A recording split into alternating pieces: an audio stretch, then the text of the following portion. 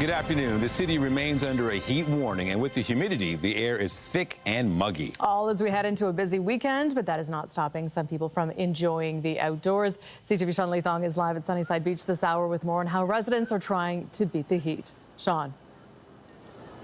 Well, Natalie and Nathan, I gotta say, where I'm standing right now is probably one of the best places you could be if you're trying to beat the heat. That's because not only are we near the water, which you can go in at any time, but there's actually a nice breeze coming off the water. So it probably feels a couple degrees cooler where I am than where it would be in the rest of the city. But like you said, there's that muggy air that's been hovering in and around the city for the better part of 2 days. We know temperatures today will rise to possibly the low 30s. It'll feel like the low 40s. And if we were outside yesterday at all, you know how that felt. It'll be more of the same today, possibly a little bit thicker today. Now, we know there are many cooling centers throughout the city. There's approximately 500 that you can get into, and this is a day to really take advantage of that. And we do know that there are several public pools, one not very far from where I'm standing, that people can partake in if they want to cool down. But early this morning, many people were walking on Woodbine Beach on the other side of the city, and here's what they had to say about how it felt very early. It's like walking through a bowl of soup this morning. I just can't wait to get home and cool off again. Gotta come out at 5 a.m. It's the only way. I'm already sweating. Oh, that's why I'm wearing all white, to make sure to stay cool. Most of us stay inside. That's the only place you can be cool. It beats the cold, though, so got to enjoy it while we can. We can't complain about it. But of course, this is a weekend in July. There's a lot going on in the city, in the East End. We do know Jazz Fest is happening. We do know that the Weekend is performing at the Rogers Centre coming on Sunday and Monday. So people who are going to be out and about this weekend are warned to monitor themselves for any symptoms, excessive sweating, becoming lethargic, things like that. That means you probably want to get inside, get out of the sun, keep hydrated, and stay cool. Reporting live, I'm Sean Leathong. Nathan and Natalie, I'll send it back to you. All right. Thank you, Sean. A number of shutdowns and early closures for TTC riders to deal with this weekend. Service on Line 1 will end at 11 tonight between St. George and St. Andrew. Shuttle buses will run in place until the end of service, but the closure will remain in place through the weekend because of planned station work. There's also a full-day closure tomorrow on Line 2 between Kipling and Keele. On Sunday, there's a late opening to be aware of, with service between St. George and Broadview not starting until 11 a.m. Still ahead on CTV News at noon, a feature on TTC buses appears to be the noisy source of frustration for some West End residents. We'll explain a little later in the newscast.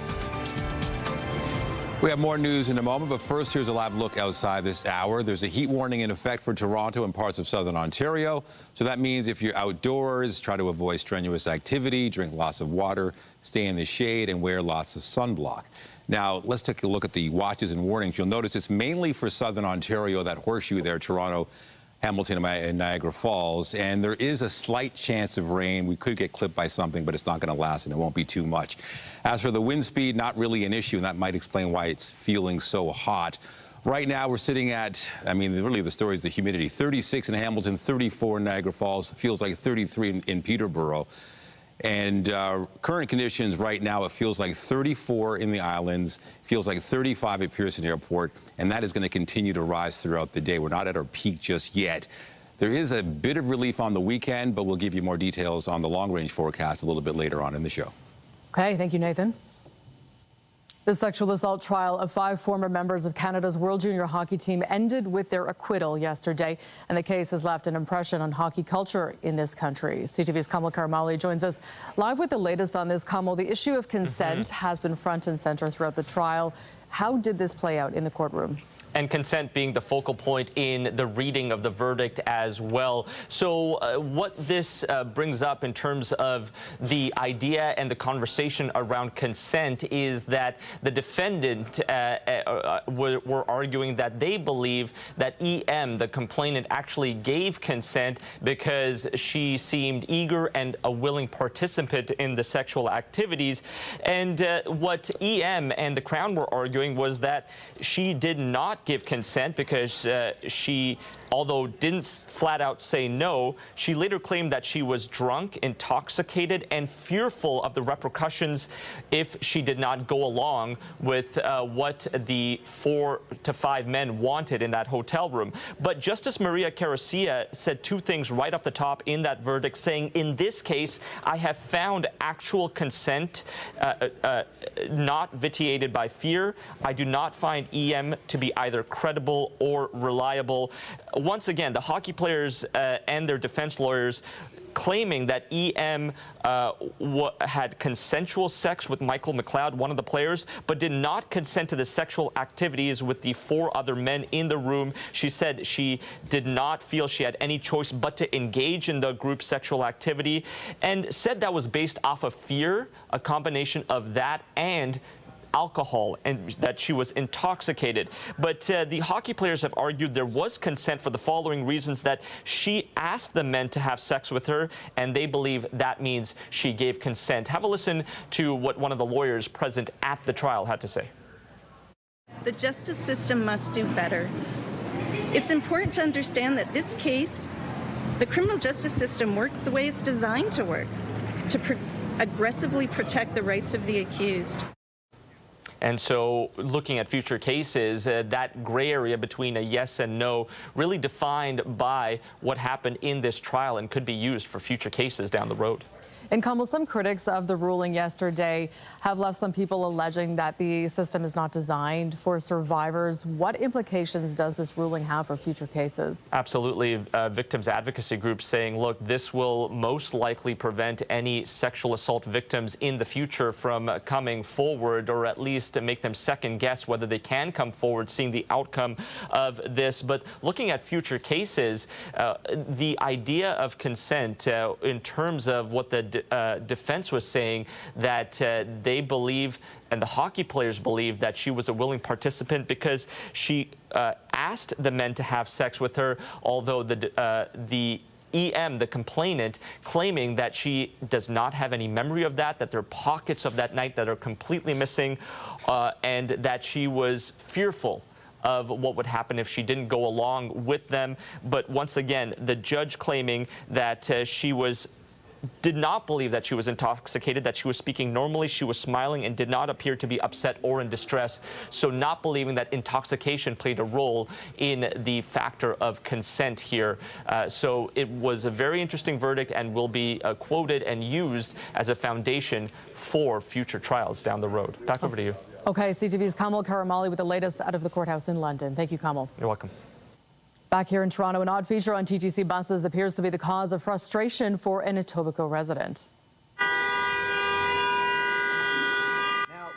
Lucas Laporta posted this video from his apartment near Kipling Station of a blaring horn which lasts nearly 3 minutes. He says he initially believed it was just an inconsiderate driver, but he has now recorded at least 67 occurrences since he started tracking it in 2023.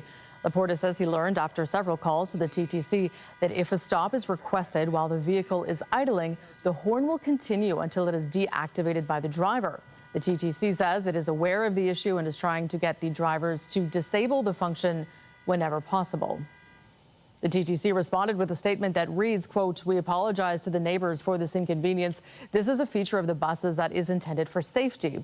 We are aware that sometimes they go off, and we've been reminding operators about disarming the feature whenever possible to do so. We will continue to remind them to disable the alarms out of respect to the community." Fire crews were called to a blaze at a car dealership in Etobicoke early this morning. Firefighters were called to the dealership on Dundas Street West, just east of the 427, around 5:30 this morning. Toronto Fire says one vehicle was engulfed in flames and 2 others also caught fire. The flames were quickly put out and nobody was hurt. The cause is under investigation. And 2 people are in hospital after being struck by a pole that was knocked down during a crash in Leslieville. Police say a truck crashed into the light pole at Eastern and Rushbrook Avenue just after 6 p.m. yesterday. The pole fell, hitting 2 people. A woman was rushed to hospital with serious injuries, and a man was taken to hospital with non-life-threatening injuries. The male driver of the truck was also taken to hospital with minor injuries. The city says acts of vandalism like this undermine the safety of everyone who uses the road, including pedestrians and cyclists. Officials have confirmed that a roadside speed camera on Lakeshore Boulevard was cut down last week. The device was vandalized on the night of Wednesday, July 16th. It is located on Lakeshore Boulevard East, just west of Woodbine, on the north side of the street that points toward eastbound traffic. The city says its officials are working with the vendor who owns the cameras and police on ways to prevent future incidents like this. Sick Kids Hospital has published a study showing automated speed enforcement reduces speeding near schools by almost half. 3 workers trapped for more than 2 days at a mine in northern BC have been rescued. What the response has shown is that safety protocols work. Incredible that Kevin, Darren and Jesse did exactly what they were trained to do, and because of that they stayed safe for more than 60 hours until we could bring them to surface and home. The men were brought to the surface last night shortly after 10:30 local time. The 3 work for a drilling company that says there was a euphoric response to their rescue. They are being reunited with their families now and will soon be back in Smithers, BC, where the company is based. Workers had been trapped by 2 rockfalls that blocked an access tunnel, but crews used drones, a remote-controlled scoop, and a protected rescue vehicle to get them out. 1 week before Donald Trump's deadline for a trade agreement, the U.S. president said today his administration hasn't been focused on reaching a deal with Canada. We haven't really had a lot of luck with Canada. I think Canada could be one where they'll just pay tariffs, not really a negotiation. Trump sent a letter to Prime Minister Carney threatening to impose 35% tariffs if Canada doesn't make a deal by the August 1st deadline.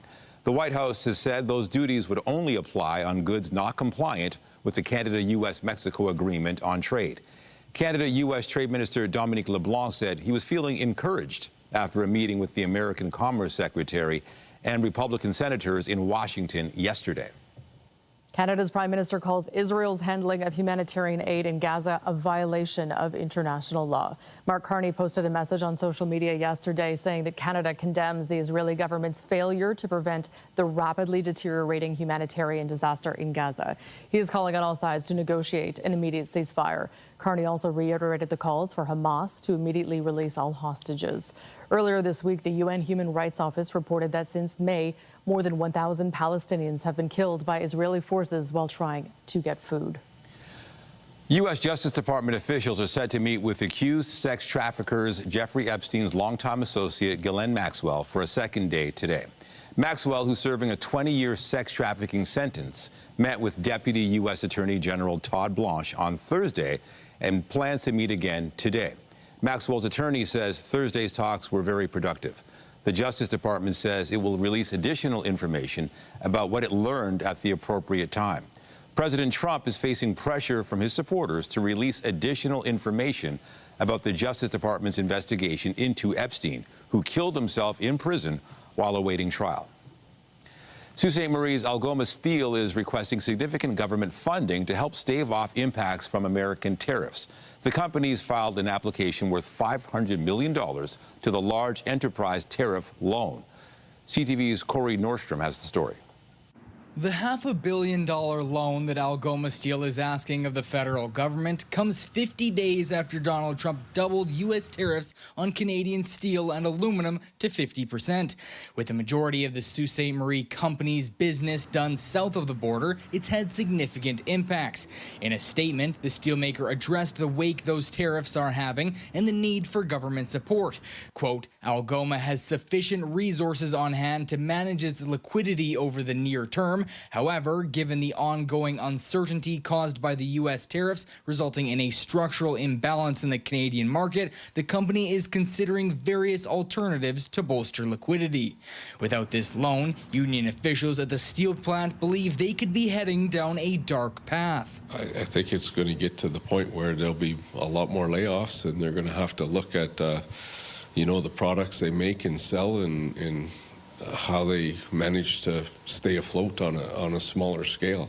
Algoma CEO Michael Garcia is calling on the government for quick action. Quote, "We are taking a measured and disciplined approach to evaluating the implications of sustained trade barriers. We continue to call for timely, prudent policy support to ensure Canadian steelmakers can remain viable contributors to the national interest. With the right frameworks in place, we are confident Algoma will emerge from this period as a vital part of Canada's nation-building agenda." A spokesperson for the Federal Minister of Finance says in a statement, quote, "We're engaged in daily discussions with our steel partners, Algoma included, working together on a shared response to tariffs that encompasses the changing market dynamics and the reality of what is happening on the ground." Union officials remain hopeful that the federal government will approve Algoma Steel's $500 million loan application, saying the government has been there in the past during times of financial trouble. Slater adds that they would like to see the workers and not just the company benefit from any taxpayer dollars heading towards the steelmaker. Corey Nordstrom, CTV News, Sault Ste. Marie. As cabinet ministers search for savings in federal departments, a new report estimates that nearly 60,000 public service jobs are on the chopping block. CTV's Josh Morano has the details. It's not information that you want to hear. Impending cuts to the public service sector have Hannah Zahirovic feeling nervous about if she will have a job in the next 3 years. People are going to have to make hard decisions, and that's just it. I don't know. It's hard. As a public servant, I'm like, no cuts. But as a taxpayer, I'm like, ooh, we can use some cuts. Earlier this month, cabinet ministers were directed to develop a plan to find savings of up to 15% in federal departments. A new report from the Canadian Centre for Policy Alternatives predicts that the National Capital Region will bear the brunt of the job cuts. It would mean the loss of about 57,000 jobs. A little under half of those would be right here in Ottawa and Gatineau. As you look at each one of the individual departments, you can break down where their employment is and therefore figure out where they would probably lose employment if their staffing levels came down. The report by David McDonald says the Canada Revenue Agency, Employment and Social Development Department, and Citizenship and Immigration will see the highest number of job losses. There's a rough trade happening here. You're going to see decreased service levels, things like getting your taxes done, getting EI and old age security and Canada Pension Plan, in trade for bigger defense spending, as well as tax cuts for middle and upper income households. In a statement from the Professional Institute of the Public Service of Canada, accuses the government using a backroom directive to find savings. The Liberal government is doing it without a budget, without a vote in Parliament, and without a shred of transparency or democratic accountability. No debate, no public input. These have yet to be booked in a budget, so we don't actually know how much of this is going through, but this is the brief that got sent to ministers. You need to show me 15% cuts, show me a plan, and we'll decide later whether it's something we want to approve or not. The size of the federal public service has already been cut by 9,800 jobs over the past year. As for Zahirovic, she says she hopes there will be more answers soon. More clarity will definitely put me a little more at ease. Even if it's not information I want to hear, just knowing for it allows me to plan for it a little bit better. Josh Morano, CTV News. All right, taking another look at the forecast, there's a live shot of the city. There's still that heat warning in effect from Environment Canada, so bear that in mind. And the weekend will be slightly cooler, but not much of a difference. Looking at today at a glance, 30 degrees. The high is going to feel more like 39, though. And there's still that slight risk of showers, which will probably dissipate in about an hour or so. We'll give you a look at the long-range forecast right after the break. Stay with us.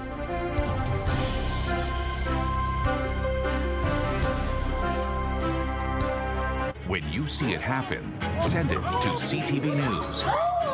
Text 10400 from your screen to ours. Text 10400. Well, it is a hot and humid Friday out there with the heat warning continuing today. I was down at the Beaches Jazz Fest last night, and there was a bit of rain, but you know what? Some of the bands kept playing, the umbrellas were up, and it was just a great night regardless of the weather. I think that's kind of the beauty of summer. Even though it's extremely hot, there's still lots going on.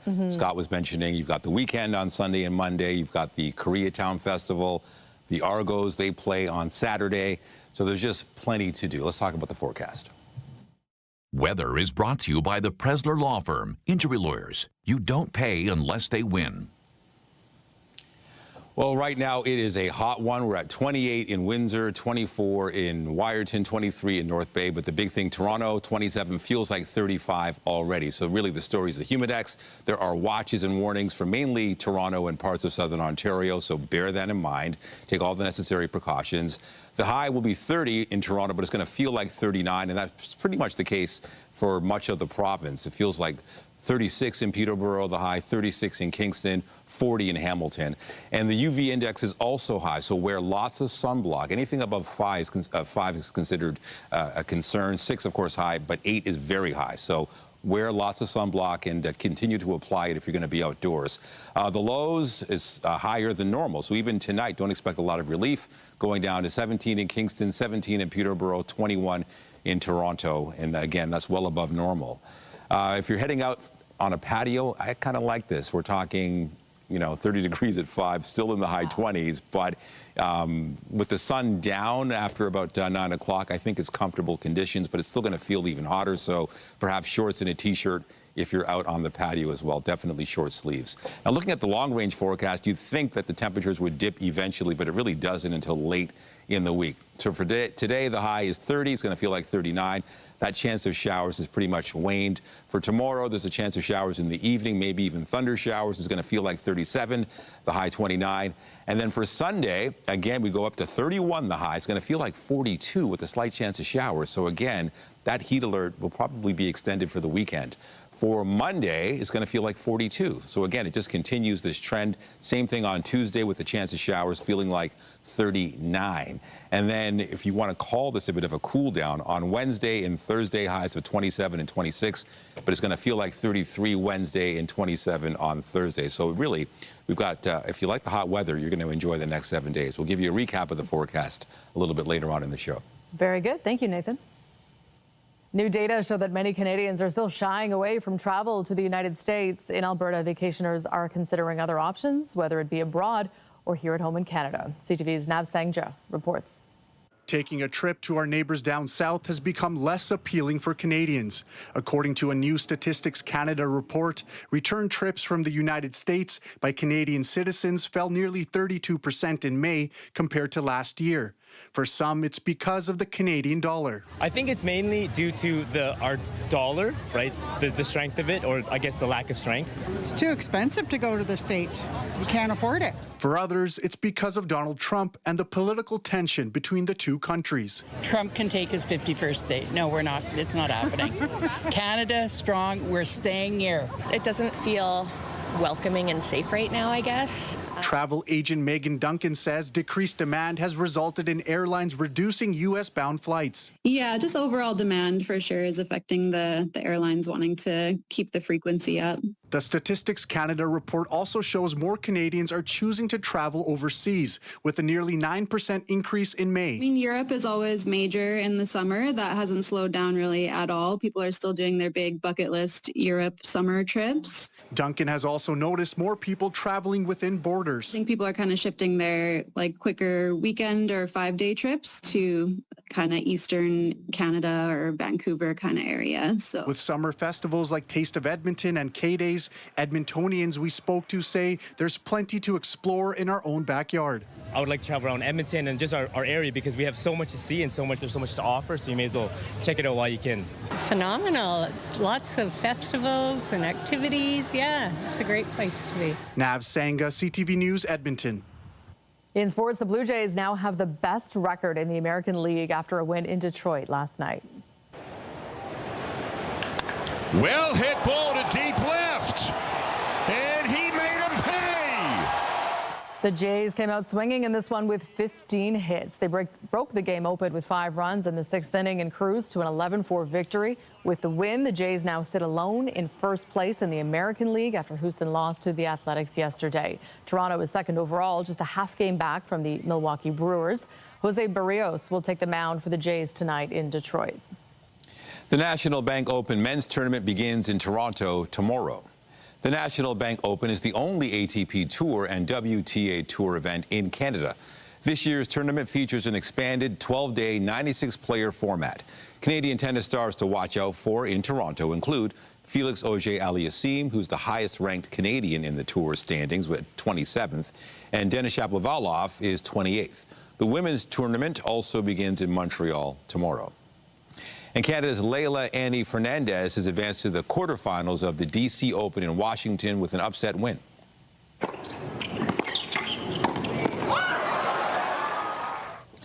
Fernandez defeated top-seeded American Jessica Pegula 6-3, 1-6, 7-5.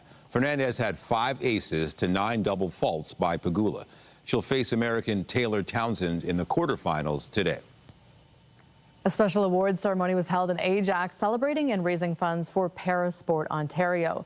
The organization supports efforts to expand inclusion in sports and access to recreation for all. More than $150,000 in specialized equipment was awarded to people with disabilities and the organizations that support them with adapted programming. I just love playing sports and doing stuff like that. I'm trying to get into the Paralympics. I played for Junior Team Ontario this year. Parasport means just the world to us. It's such an opportunity for him to meet new people, similar disabilities, some yes, with disabilities, some not. But he's found the world of sledge hockey and just has excelled at that. The event also included a charity golf game among those in attendance were several Canadian national team and Paralympic athletes. I want to challenge all of you guys to be the best version of yourselves, to help everybody around you know that whatever they want to do is something that they're capable of doing and that you're there to support. We have this funny thing to say, we listen and we do not judge, but really, what we want to do is we want to support each other, and we don't want to judge each other for the shortcomings. We want to see where we can bridge gaps for one another. The awards ceremony was emceed by longtime Parasport supporter and former CTV News Toronto anchor and our friend, Ken Shaw. Still ahead, health officials are warning the public about a possible hepatitis A exposure at a downtown restaurant. Details after the break.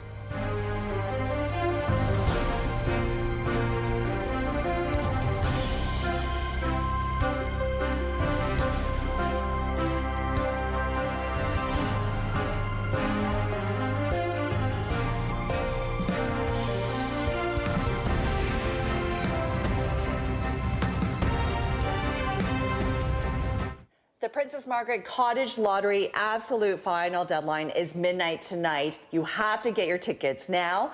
Joining me is Ramona Oz from the Princess Margaret Cancer Foundation. And I can't stress this enough because last year's lottery sold out. That's right. And you want to be in to win one of 3 grand prize cottages, plus over 6,000 prizes valued at more than $8.5 million. Yeah, the 3 grand prizes include this lakefront cottage in Halliburton, $2.8 million grand prize. It includes $50,000 cash. But you also have the cottage in Kawarthas and Muskoka as well. That's right. We have something for everyone. And with that $50,000, you can buy yourself lots of toys. And when you're buying your cottage lottery ticket, don't forget to add on a 50-50. Now, gee, we all know you love this jackpot and this prize. So we're almost at $4 million. That means the winner takes home almost $2 million. But the jackpot is continuing to grow. And with your help, we can get it to over $4 million, I am sure. Oh, easily. And the jackpot does continue to grow. That, of course, is my favorite prize. But let's talk about the fact that your ticket is good for all these incredible prizes, over 6,000 incredible prizes. That's right. Cars, vacations, gift cards, you name it, we got it. And one of the best pieces of news, of course, is that we are announcing the top valued winners on August 7th. That's right. You buy your ticket today by midnight, and you could be living here this summer and for years to come. Yeah, you get to move in right away. It comes beautifully furnished. I mean, it is gorgeous here. And again, it all goes to an important cause. That's right. Funds from the cottage lottery really fuel cancer research at the Princess Margaret. And this research benefits not only cancer patients here in Ontario, but cancer patients globally. Yeah, we've all been touched by cancer. So here's your way to help fuel life-saving cancer research. But again, you have to get your ticket before midnight tonight. PrincessMargaretLotto.com.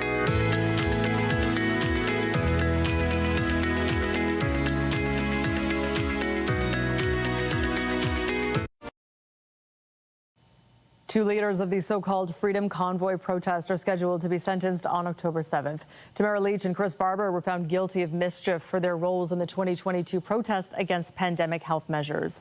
It blocked downtown streets in Ottawa for several weeks. The Crown is seeking a prison sentence of 7 years for Leach and 8 years for Barber, who was also found guilty of counseling others to disobey a court order. Public health officials are advising of a potential hepatitis A exposure at a downtown restaurant. A case has been confirmed in an employee at Earl's Kitchen and Bar at 601 King Street West. Patrons who were there on July 11th, 12th, 15th, and 16th may have been exposed. They are advised to watch for symptoms, including fever and stomach pains. The hepatitis A vaccine is really incredible. It lasts probably decades and likely it's a lifelong protection against hepatitis A. Remember, we don't hear about it all that much in Canada, but globally, it's a very common virus. And in many lower income settings that don't have the same sanitation and hygiene infrastructure that Canada has, many children will get infected. People get infected early in life. But if adults get this infection, it can be very severe. And for those who are traveling abroad and who go to a travel clinic, this is one of the most common travel-related vaccines that we give because it's just such a common virus elsewhere in the world. Vaccination clinics will be held today and tomorrow at Metro Hall for anyone who may have been exposed. The vaccine is considered most effective when received within 14 days of exposure. A Justin Timberlake concert in Europe is going viral for all the wrong reasons.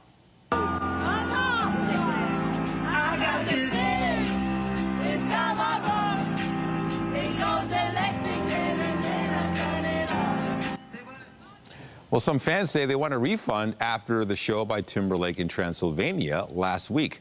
Timberlake could be seen pulling his jacket over his head during his performance and refusing to sing during one of his biggest hits, Can't Stop the Feeling. Fans also reported he complained about the rain and the cold multiple times during the set. The official trailer has dropped for the movie Five Nights at Freddy's franchise.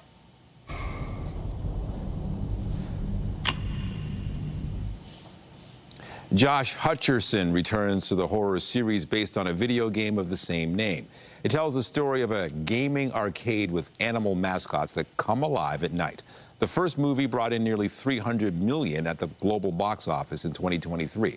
Five Nights at Freddy's 2 hits theaters December 5th.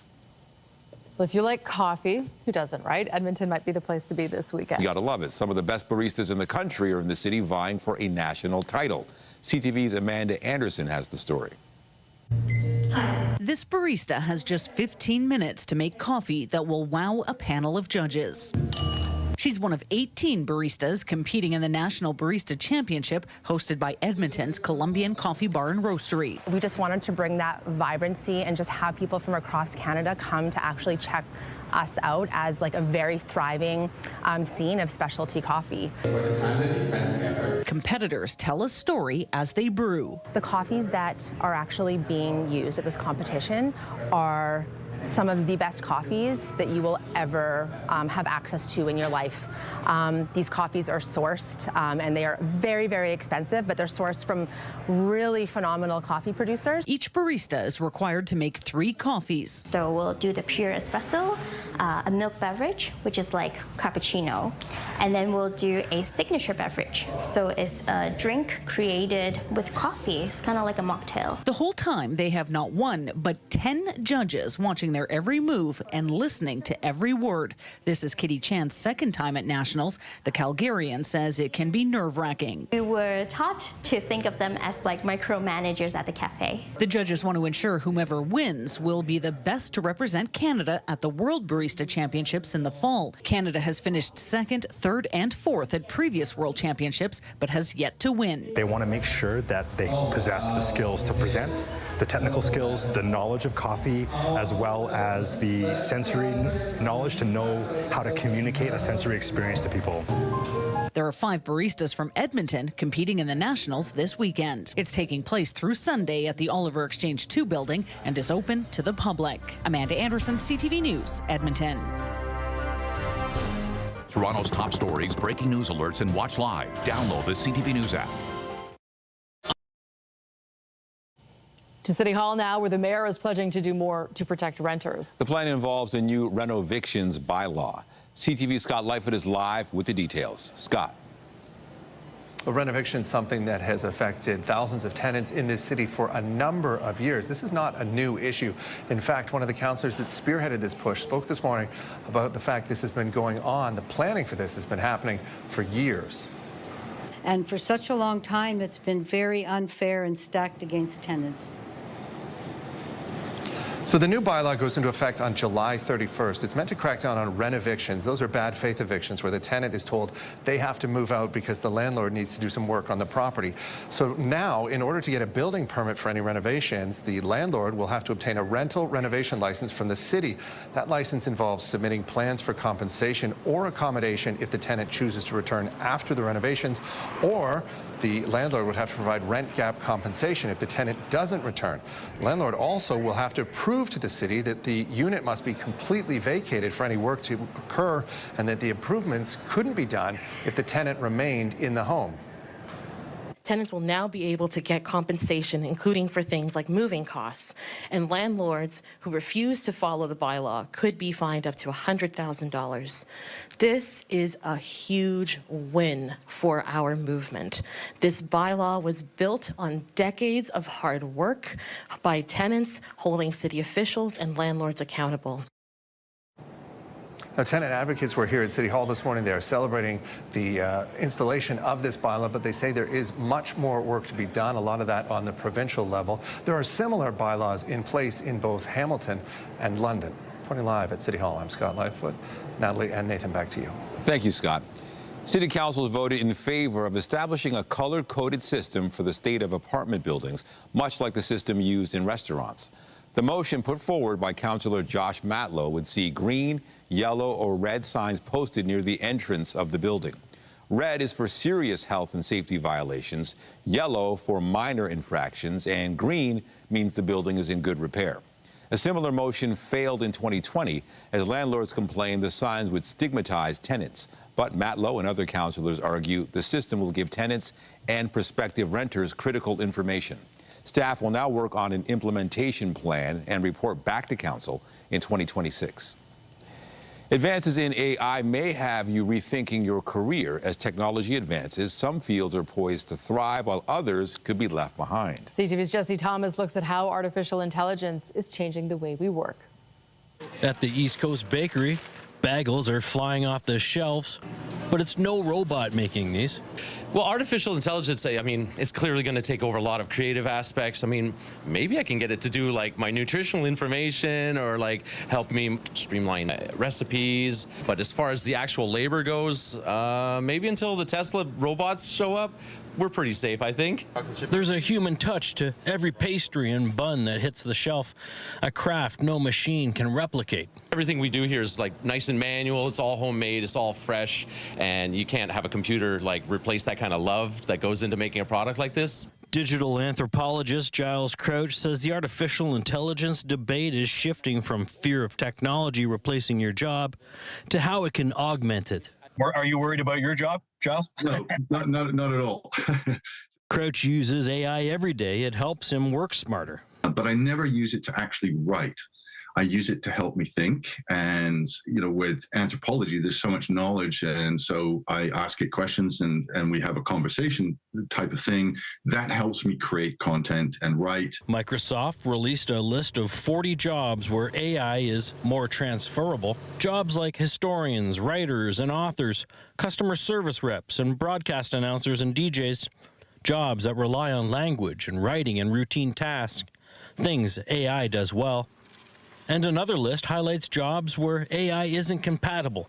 Jobs like nurses, long-haul truck drivers, roofers and laborers, maids and housekeepers, and massage therapists, which need human hands and presence. While AI technology has and will ultimately replace some jobs, Crouch says the sky isn't falling. We still need humans. It's gone from this fear of massive job replacement to, okay, how can we actually get a benefit out of these tools? How will it augment my work and make it better? Jesse Thomas, CTV News, Halifax. The Supreme Court of Canada has given a thumbs down to hearing a legal case involving an emoji. The country's highest court dismissed an application by a Saskatchewan farmer to appeal a decision by the Court of Appeal of Saskatchewan. The appeal court upheld a verdict that found a thumbs up emoji met signature requirements and was a legally binding agreement between the farmer and a grain buyer. In 2021, a text contract was sent to the farmer for a delivery of flax, and the response was a thumbs up emoji. However, the product was not delivered, and the farmer was then taken to court. Turning now to a story we first brought you this 3 weeks ago as the peak of patio season was getting underway. City Council took action yesterday, making changes to the patio permit process. CTV's John Musselman has the details. The owner of this Beaches restaurant is celebrating a change at City Hall that she says makes it fair for not only her business, but all businesses in the area.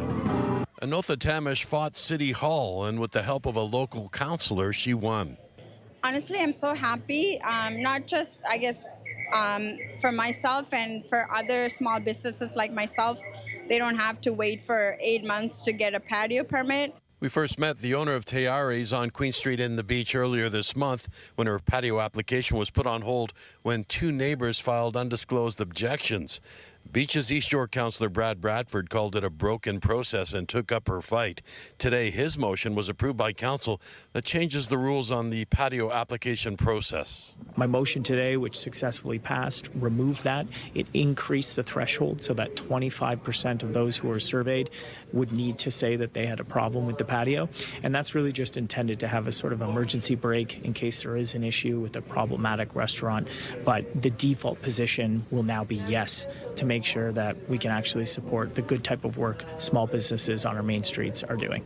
Patio is heart of our restaurant business, and especially like a day like today, I was so worried of not getting the permit for jazz because most of our business happens right here. And the city's bureaucracy, red tape, and regulation got in the way of a basic renewal.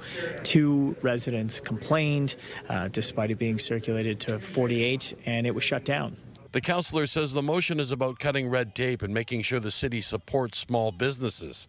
Streamlining the application process could significantly improve the bottom lines of local restaurants who get caught up in the appeal process.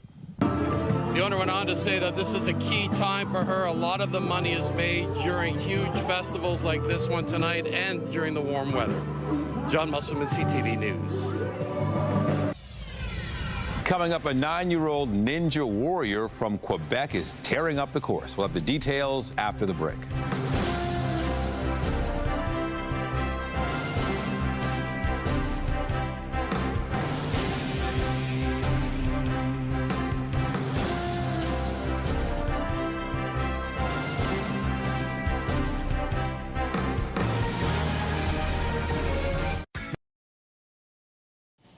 A young Quebec girl is the Ninja Warrior champion. She's dominating at almost every competition she enters. CTV's Swida Rassi has the story. 3, 2, 1, go! She's fast, focused, and fearless. She's also just 9 years old.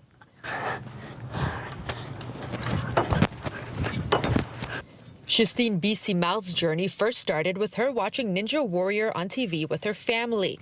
Little did they know a future ninja champion was right under their roof. A few years ago, her grandparents took her to a ninja center. The owner of the gym said, wow, she's very good. So the family put her in classes and eventually enrolled her in competitions. Last month at the World Ninja League Championships in North Carolina, she went home with 11 medals and 2 trophies. Her prizes almost outweigh her. Yeah, c'est lourd, c'est lourd. C'est vraiment lourd. Despite the obvious success, Justine B. remains humble. Je suis pas la meilleure. Je pourrais m'améliorer. She says she could still improve. Her parents are understandably very proud, even if they don't know where she got this talent from. No, not me. Justine B.'s trainer says it's her focus that makes her special. That, he says, is one of the most important skills for a ninja. She's very strong for this type of ninja warrior things, which she can focus only on what she have to do, and she impressed more than some of the teenagers we got here in the MST. Next month, the family is headed to Barbados for another competition. And whether she brings home more medals to add to her already impressive collection, her mom says the sport is mostly about having fun, staying active, and proving that anyone can succeed. Also for the girls, that they know they can do the same thing of the boys, you know. As for Justine B., she hopes one day she gets a chance to compete on the Ninja Warrior TV show, where she was first inspired. Yes, yeah. J'aimerais vraiment ça. And with her skills, the other ninjas better be ready. Sweet Arasi, CTV News. Okay, that is very impressive. Whether you were doing ninja training or some other form of physical activity, doing it inside an air-conditioned gym like that might be the way to go today or this weekend with the heat ahead of us. For sure. If not, you'll be like drenched in sweat. Yes. Just like 2 minutes of activity indoors. Your for hands would sure. slip off the bars. Yeah, you would not survive. But she's pretty incredible. All right, let's take a look at how things are now with our satellite radar. You can see there's that chance of rain is pretty much gone, and it's going to return slightly tomorrow. Right now, we're sitting at 27 degrees, 26 in Hamilton. Feels like 35 already, and 36 in Hamilton. So that's pretty much what is the main concern. Now, in terms of tomorrow, there's a chance of showers in Wasaga Beach, but that's about it. You're talking hot everywhere, and it's going to feel like 37, if not higher. Long-range forecast, the heat is the story for pretty much every single day. Slight chance of showers for each day, but if you're expecting a cool down, maybe by Wednesday or Thursday, but you're going to have to get used to this heat. All right, that is it for CTV News at noon. Remember, you can get Toronto's breaking news all day long on CP24 and online at ctvnewstoronto.ca. For all of us here at CTV News, thank you for watching. I'm Natalie Johnson. And I'm Nathan Downer. Be sure to join us later for CTV News at 5 and 6. Have a great day.